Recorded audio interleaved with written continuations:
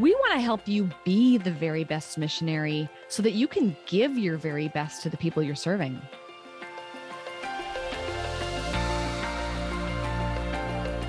What makes this podcast unique is it's done by missionaries for missionaries. How can we take timeless principles and apply them to our lives as missionaries? That's really our heart behind this.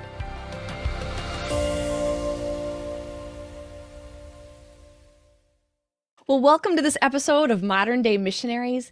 I'm so thrilled to welcome Jolene Erlacher to the podcast today. Jolene, thanks for joining us. Thank you so much for having me. It's wonderful to be here, Stephanie.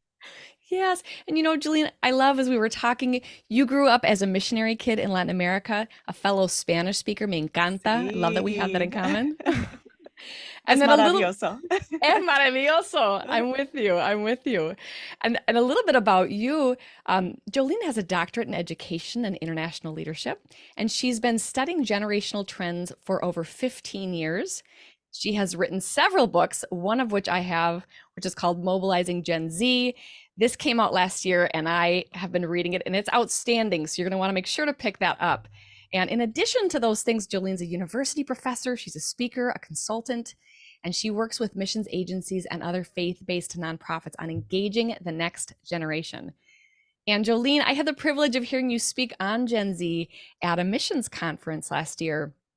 And what you shared was powerful. It was fascinating. I remember looking for you afterwards. I thought, I've got to meet her. And we had such a nice conversation. And immediately I asked you if you'd be a guest. So here we are. Yes, it's so good to be here finally. I know. Okay, before we jump into our talk on Gen Z, I want to shoot a few rapid fire questions your way to get us going, to help people get to know you a little bit. So Perfect. You ready for this? I'm ready. All right, let's do it. Okay. Jolene, morning person or night owl? Morning. Coffee or tea? Coffee. What's your cell phone wallpaper? My girls, identical twin 10-year-olds. Oh my gosh. Yes. Fun. Yeah, what is one book you're reading right now? Keys to the Apostolic and Prophetic. Very interesting. One of my former professors wrote it. It's great. Wow. I'm going to add that to my reading list. Yes. Okay. What is a gross food you wouldn't go near with a 10-foot pole? Ooh, I've eaten a lot of really bad things, but this isn't gross. I just don't like it. Mint. It's crazy. I don't know why. I can't stand mint. So there you go. It's not gross. You are the first person I have ever met who didn't like mint. I know. I don't. And I like chocolates. I don't know why. That makes no sense, but I don't. We've all got our things. That's true. Okay. Last one. Favorite childhood game? Ooh, that's hard. I think this isn't really a game, but we played it for hours and hours and hours. Legos. My brothers and sisters and I am the oldest of 6. I mean, we would play Legos for days. So that has to be a favorite. Did you have a particular thing you built that you were especially proud of? Well, we built towns. So houses, stores, all kinds of things like that. So we had some pretty elaborate towns that were developed. We should have been city planners or something, I guess. Okay, so speaking of kids, you and your husbands have 2 daughters you mentioned. You've got identical twin girls. Mm-hmm. Yes. So they're right on the border. They always are arguing if they're Gen Z or Gen Alpha because they're right on the line there. Some people say the cutoff's 2010, some say it's 2012. So it depends. But yeah, so right on the cuspers in my house, cuspers between Gen Z and Gen Alpha, which is wonderful. You get to see all these trends play out with my own kids in my own house, navigating these parenting challenges that we face and opportunities with this generation. So it's great to just be able to walk in those shoes with them.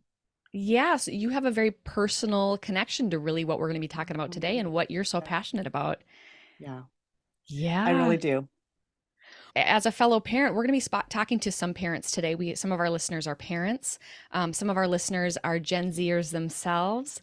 And then everybody who's listening is working with, serving with, or knows a Gen Zer. And that's kind of what we really want to touch on today. And I want to mind you on is how we can understand, love, support, help Gen Zers, whether it's on the teams we work with as fellow missionaries, whether it's the children we parent, or whether it's the people we're trying to reach and serve, Gen Zers around the Mhm. world. So, can you share a little bit, Jolene, with us your background and really what began your interest in Gen Z? Yeah, so I was working at a Christian university in Minnesota for about 10 years. And during that time, I was overseeing short term missions trips and outreach opportunities, leadership development. And I was watching our young people coming into the college at that time was young millennials, and they were coming out of Christian homes. We had many missionary kids, pastor kids, kids who had gone to Christian school, or just strong Christian families, kind of the stars of your youth groups, coming in wanting to use their life for God, wanting to go into missions or ministry or into the workplace as, missionaries in the marketplace. And so I was watching them come in, they'd get involved, and within a couple of years in their internships and their practicums, or as they graduated and went out into the workplace or ministry, many of them were becoming frustrated. They were having questions and doubts. They were not connecting with their leaders, their colleagues. Many of them were walking away from ministry and their faith in some instances altogether. And I literally became compelled that this was an ethical issue we had to address. How were we getting the best and the brightest young people coming to our university? And within a few years, they were walking away from their calling and faith. And so I just feel like it's a stewardship issue. How do we steward these young people? So, out of desperation, I just started researching and I stumbled into generational trends, and all of a sudden the lights started coming on. It made sense. We had a world that was designed for a different culture, a different time, a different generation, and young people were stepping into that world and really struggling. And so I started my research with millennials, and then it just evolved into Gen Z. I would say Gen Z is even more distinct than millennials because of so many things that have evolved in culture, so much that has evolved with technology. And as you've heard me say before, I really think we're looking at not just a generational gap here, but a cultural gap. The culture has changed so much that there is a huge culture gap between older generations and younger generations. And what's so interesting as we're talking to a global audience here today is that we're seeing this phenomena globally, that in many parts of the world, adults say that young people in their culture relate to young people in other cultures better than they relate to older generations because technology is transmitting culture. And so we're seeing the emergence of this global youth culture that's informed by very different values that have been traditional in many cultures. And so it's creating a lot of disruption and a lot of confusion sometimes for both older generations as we're seeking to equip the younger and younger generations as they feel like they're navigating a world that doesn't always make sense based on their experiences. So, just a crazy time to be alive. And, as I started presenting on it, just in my university setting to faculty, staff, people were like, "Oh my goodness, this makes so much sense." So that's kind of how I fell into speaking and consulting, is just it really resonated with people in so many different contexts as we're Yeah. all navigating these changes. Okay, so it sounds like what you're saying, if you put two 70-year-olds in the same room, and then put two 40-year-olds in the same room, and then put two 20-year-olds in the same room, it sounds like almost like a funnel. The gaps between them are getting smaller as the age goes down. Yes, if you're saying like from different cultures. Yes, I'm sorry, I should have clarified that. Yes, Hmm. yes, absolutely. And I mean, there's always going to be cultural nuances, but there are so many more similarities among the younger generation. They're watching the same TikTok videos, they're listening to the same YouTube, music, whatever. And so they have these shared experiences, shared values. They're following social media influencers that are, sharing these same ideas, which is really an amazing opportunity because we're seeing young people able to connect across cultural, gaps much easier sometimes than older generations were able to do so. So there is a lot of opportunity there as well. So, what are some of those trademarks of Gen Z? Let's say somebody's listening and they're having a hard time connecting with a Gen Z, or if they were to put on Gen Z glasses, how would they see the world different? Mm. So a couple of the significant shifts are older generations tended to grow up and be educated in a world, especially in the West, in a world that was more based on objective reality. facts, logic, reason, absolute truths. We believed in science and human reasoning to help us find solutions. So I would often say for older generations, proof is reality. For younger generations, because of this cultural shift, which many people say is the shift from modernism to postmodernism, but there's many terms you could use to describe it. Uh, it's a complete rejection of what has been. That's what a cultural shift does. It rejects what is and embraces a whole new narrative, which is what we're seeing, where younger generations have been raised in a culture that affirms subjective truth. So truth is based on your emotions, your story, your experience. So instead of proof being reality, perception is reality. Mm. Now, you can say, well, a young person who's a believer knows that God is truth. Well, yes, they do. And yet they are surrounded 24/7. And now with these devices, they're bombarded with the messaging of this culture that says truth is subjective and it's based on your feelings and you need to be true to who you are. Another big shift is the elevation of individuals. And so we're seeing individualism like never before, where a young person they can personalize everything about their experience right now. They can personalize and customize so many things about their lives, including their identity and who they are. So we've really elevated the individual and given them a lot of power in determining what is true to them. And so I would say that is the really distinctive difference that has occurred. The other thing that comes up all the time in conversations is how we view authority and respect. Because we've elevated the subjective truth of individuals in this pluralistic cultural shift, it is really hard for young people sometimes to understand what respect or submission to authority is because they've been told you get to determine your truth. And that gives them a lot of authority. So what we're finding is no longer respect and authority coming out of things like title, position, experience, or education, because the reality is 10-year-olds can have influence and access to information like someone with their doctorate.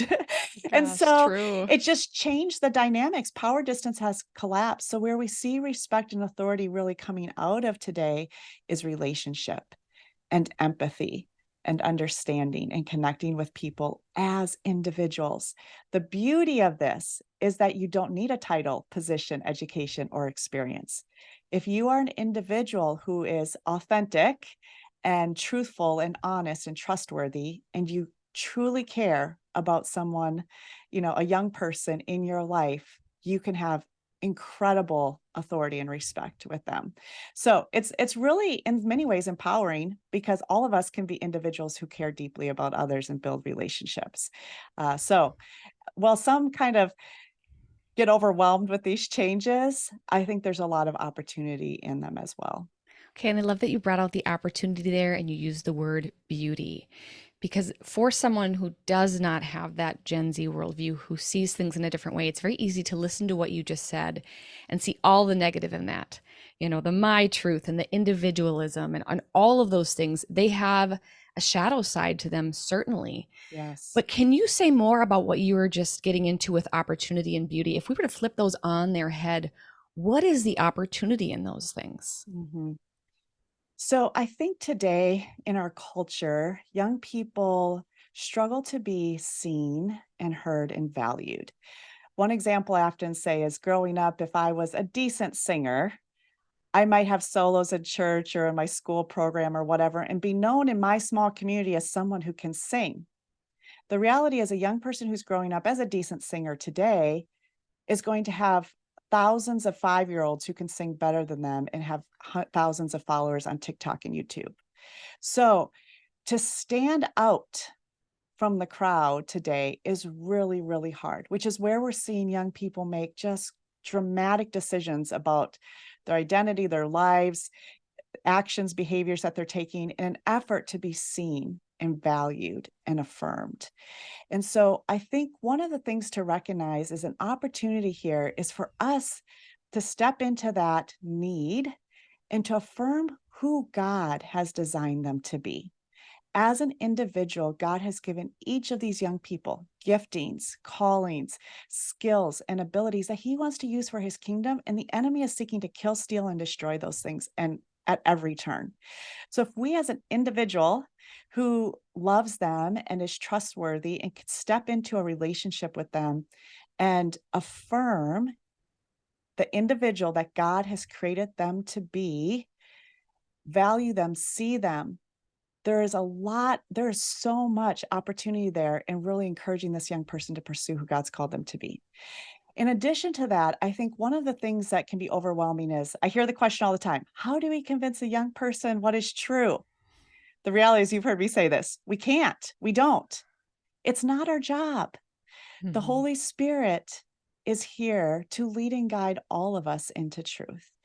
And our job is to come alongside, here's the other opportunity, these young people in our lives, and help create the space for them to discern what the Holy Spirit is saying. Here's the reality. I just had a whole conversation with someone about this yesterday who's doing training for young people. I said, traditionally, what we've done is we've downloaded information. Here's all the information you need to know, whether it's in church or education or wherever it might be in the workplace. We've said, here's all the information you need to succeed. We're going to tell it to you, take notes, and then go do it. That just doesn't work today because young people have so much information coming at them all the time that they've had to become expert skimmers. They skim everything to pick out what is relevant to me right now. So for us to actually tell a young person, this is what's true and you need to believe it, it just becomes part of all the other noise that they're hearing all the time. But in this culture where they've been told, you need to determine what is true, when they articulate truth, when they say it, when they realize it, they verbalize it, suddenly they believe it in a different way than if we say it.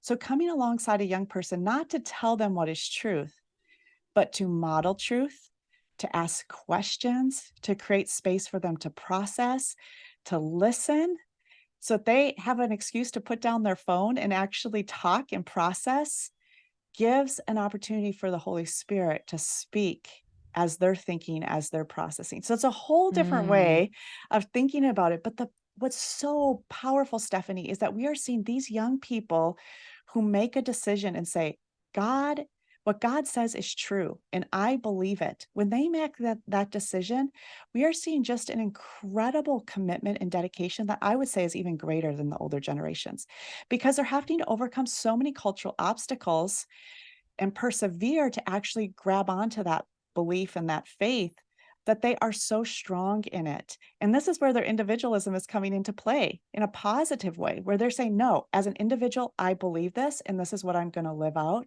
And so we're seeing young people take some very, very courageous steps, but it's usually with the support of older people around them who are supporting them and walking with them in that journey. And that's really the opportunity. Wow.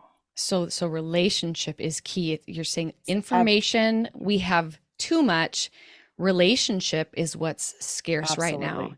And so the challenge for any of us who are not in that Gen Z space is to be in relationship. You use words like listen, words like model, have conversations, not talk at them because they've got information Yeah. coming at them. So it's being with them and it's living life with them. And if we don't take time to change out our glasses and look at the world through their lenses, then we'll default Yeah. to that teaching space rather than that Yes. listening and being space. Oh, wow, that's really good, Jolene. And then they just tune us out in most cases because Right. they're just skimming. They're skimming. And if it's something that doesn't feel relevant to them right now, they're just going to tune it out and move on to something else. So yeah, that is a really powerful way. Information versus relationship. What they need is relationship.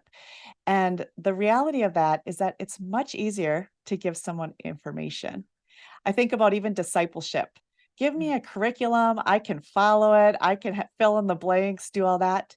Walking in humble, forgiving, non-judgmental, patient relationship with someone actually forces us to have to be much, much closer, I think, to the Lord than just repeating information. So in some ways, I almost feel I have just found myself over and over and over finding my own ego and pride and preferences, violate it, and feeling angry or upset or judgmental, and having to go before the Lord and say, Lord, help me love this young person in my life. Help me know how to engage them in a way that honors you and shows them the truth of who you are.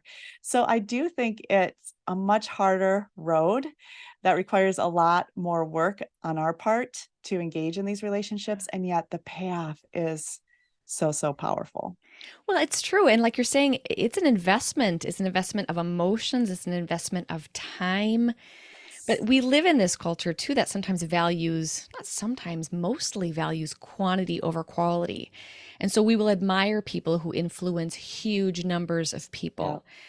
But what you're saying is to really have a deep impact on somebody's life. Yes. Sometimes it's maybe looking at our lives and going, how can I maybe narrow this down a little bit?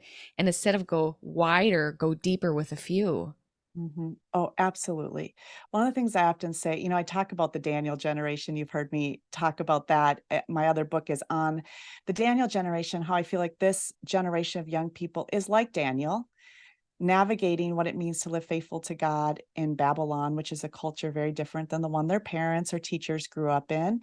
And they're making a lot of decisions without a lot of guidance sometimes in this new context. But I will often say to leaders, parents, think about who are your 3 or 4 Daniels and Esthers? Who are the young people God has placed in your life that you can just pour into, that are just probably 3 or 4? That's really what we can invest at this level into effectively. You can't do 20. It's why Jesus had 3 and 12 around him, that he was investing in deeply relationally. And so making sure that we have those young people who are around us that we're investing in that way is really important, even as we're doing other things that might reach a broader audience. And that's such a good action step for anybody who's listening. If they're wondering, what can I do about this? It's Yes. exactly what you said. It's identifying a few people, a few young people that you can go deep with, that you can be in a relationship with, that you can learn from too. Not just what can I Yes. teach them, but what could I learn from them? Absolutely. And, I talk to people who say, well, I don't really have anybody, my kids are grown, or whatever the case might be. There's always a young person who's desperate for a relationship. My husband and I, we've been involved in children's youth ministry for many years, and I would just get frustrated. Young people aren't showing up at church, and they're there one day a month and 1 hour a month, and they're out doing all these other things. And so God just said to me, well, where are they? And I'm like, well, they're on soccer fields and baseball diamonds all weekend long. And God said, well, go there. So, I mean, we just started coaching soccer in our community about 6 seasons ago. And oh my goodness. I mean, the young people that God has brought into our life, the opportunities, or think about your neighbor kids, or who's the kid who walks by your front door every day that maybe just needs someone to smile to them, or the kid who's working as a barista behind, the counter at your favorite coffee shop. Just where is there a young person God's placed in your path? I mean, my husband, he works at a coffee shop down the street all the time. He recently had 2 young girls come to him and tell them that they were having suicide ideation because he's there every day. He says hi to them. He engages them in conversation. And so they knew he was someone he could trust, and he was able to connect with their parents and get them help. But literally, all he does is work in the coffee shop. I mean, he literally sits there on his computer in the coffee shop and says hi to all these young, students who are in there working, or the baristas. So young people are hungry, and there's just opportunity. So look around you and say, where are those young people that God's put in my path that I need So, to just look them in the eyes, talk to them. yes. Okay. So to put this in biblical terms, what you're saying the harvest is ripe. That we Oh, might look at Gen Z absolutely. and go, oh, they're so difficult and they're so challenging and they're so assertive or independent. But really, when it comes down to it, they're a ripe harvest, and it's way easier to find them than we could have ever imagined. Oh, absolutely. They are Mm. hungry. They feel the emptiness of a truth that they determine. They know that is not gonna fill them. That's not what's going to satisfy them. And so they are hungry, and it's the people who have relationship with them who have the greatest opportunity to encourage and influence them. Oh, that's fantastic. Okay, let's take a second to give a little shout out to Gen Z. What are some things that you love about Gen Z that other generations can learn from them?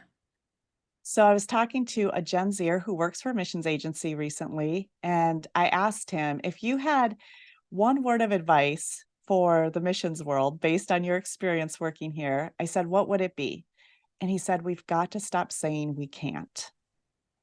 And Interesting. I just love that because it captures this perspective that Gen Z has, that there is a way with technology, with collaboration, with skills, leveraging all of our resources. There is a way to do things, which is why they're often questioning the way we're doing things because they feel there's a better way to do it. And we find Gen Z is so entrepreneurial and innovative when supported. Now, they sometimes fear failure because they don't want to lose opportunities, but if they're supported, they're so entrepreneurial and innovative. So to really engage that becomes very, very important. The other thing I love about Gen Z is they are self-learners. Now, this is creating a crisis in education. I teach at several universities. My students don't need me to learn today. They have access to so much information all the time. I think about a young lady who was in my church small group who went to Brazil to serve for a midterm missions project, and she taught herself Portuguese using Duolingo before she went.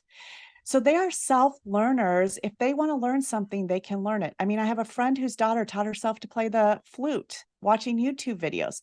I have a daughter who's just fascinated with Native American cultures, and she's been teaching herself Cherokee using YouTube videos.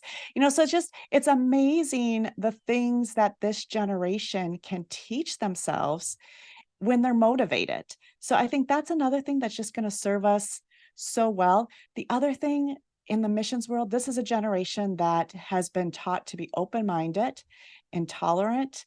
Now, there's clearly shadow sides to that as well.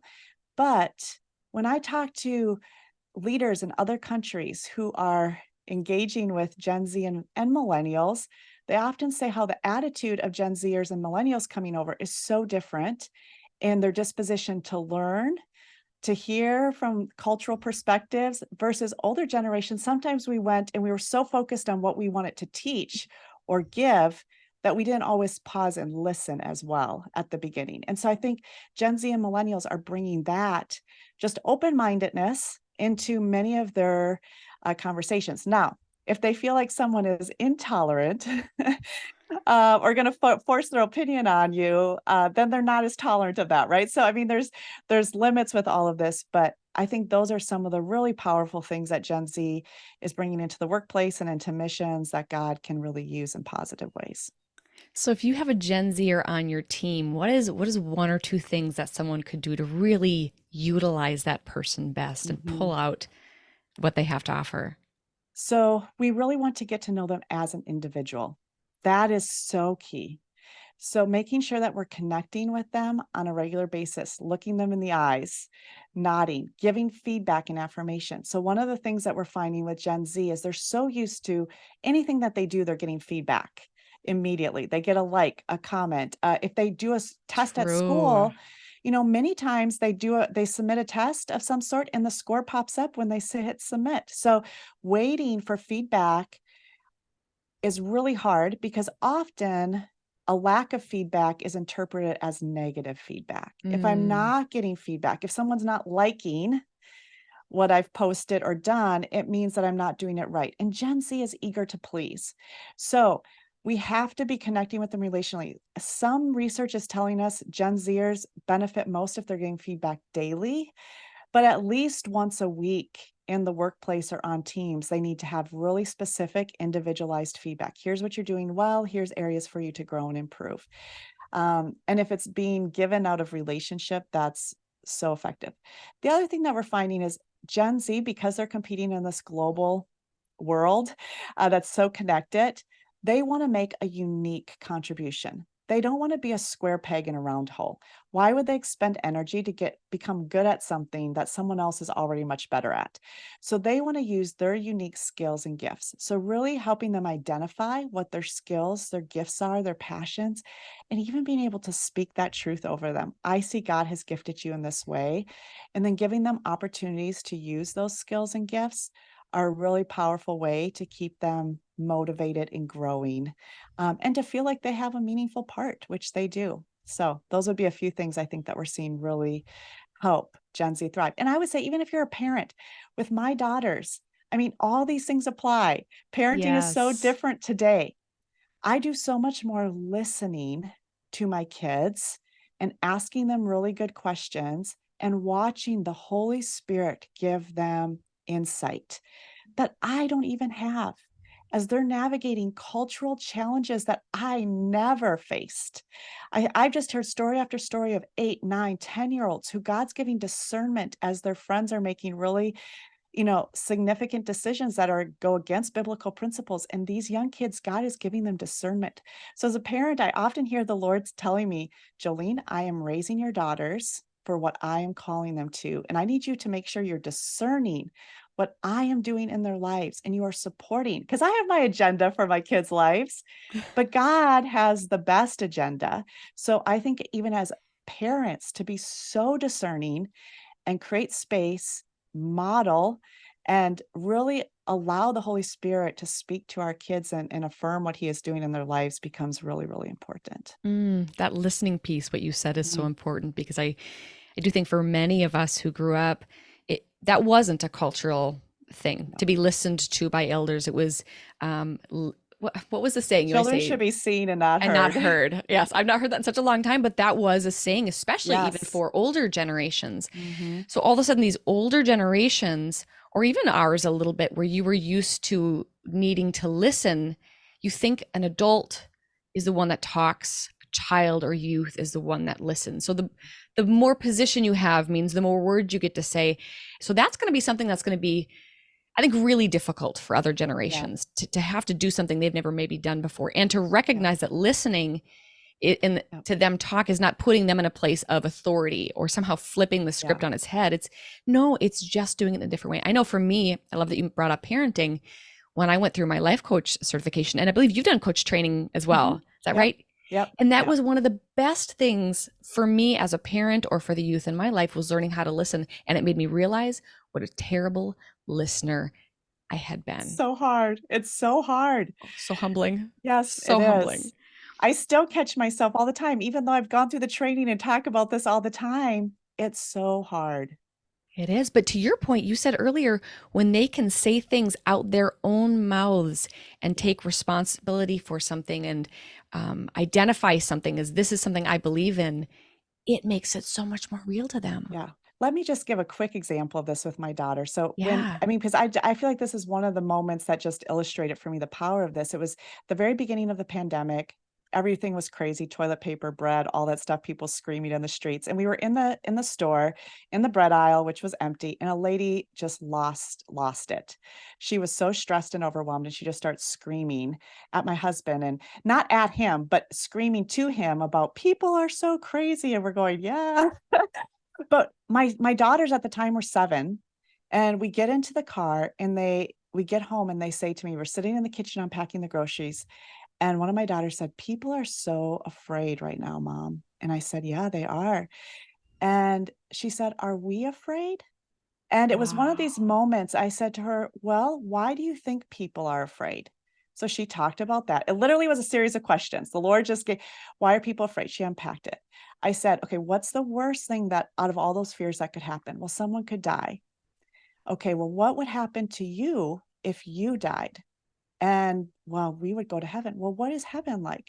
Literally, we went through this whole conversation. All I did was ask questions. By the end, my daughters were like, "Heaven is such a wonderful place. I cannot wait to go there." I didn't tell them anything. They literally just unpacked this whole thing and came to the realization, I don't have to live in fear because I have the promise of going to heaven.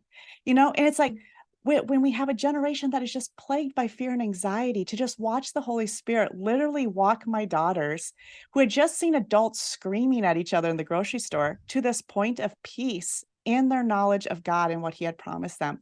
Was one of those moments where God's like, this is where I can work in your kids' lives and you have to trust me.